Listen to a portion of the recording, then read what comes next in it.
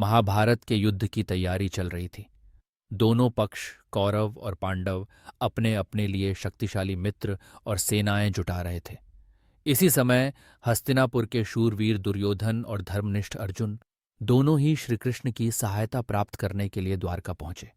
दोनों का उद्देश्य था कि कृष्ण जैसे महान योद्धा या उनकी विशाल नारायणी सेना उनके पक्ष में हो। प्रातःकाल जब कृष्ण विश्राम कर रहे थे, दुर्योधन पहले आकर उनके सिरहाने बैठ गया, जबकि अर्जुन उनके चरणों के पास विनम्रता से बैठे। जैसे ही कृष्ण जागे, उनकी दृष्टि सबसे पहले अर्जुन पर पड़ी। मुस्कुराते हुए उन्होंने दोनों से आने का कारण पूछा। दुर्योधन ने अपने स्वभाव के अनुसार अधिकार पूर्वक पहले बोलने की जिद की।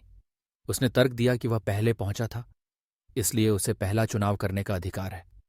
कृष्ण ने शांत स्वर में उत्तर दिया, दोनों ही मेरे प्रिय हैं, परंतु मेरी दृष्टि पहले अर्जुन पर पड़ी, अतः उसे पहले चुनाव करने का अधिकार है।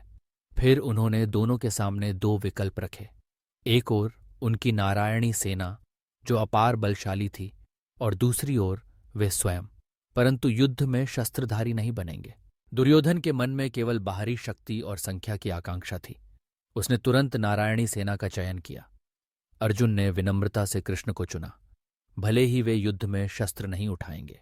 युद्ध के दौरान दुर्योधन को यह समझने में देर नहीं लगी कि केवल बाहरी बल पर्याप्त नहीं होता। कृष्ण की चतुराई, नीति और मार्गदर्शन अर्जुन के लिए सबसे बड़ी शक्ति बन गई। दुर्योधन की भूल यही थी, उसने बाहरी शक्ति को महत्व दिया, जबकि अर्जुन ने सच्चे मार्गदर्शक को चुना।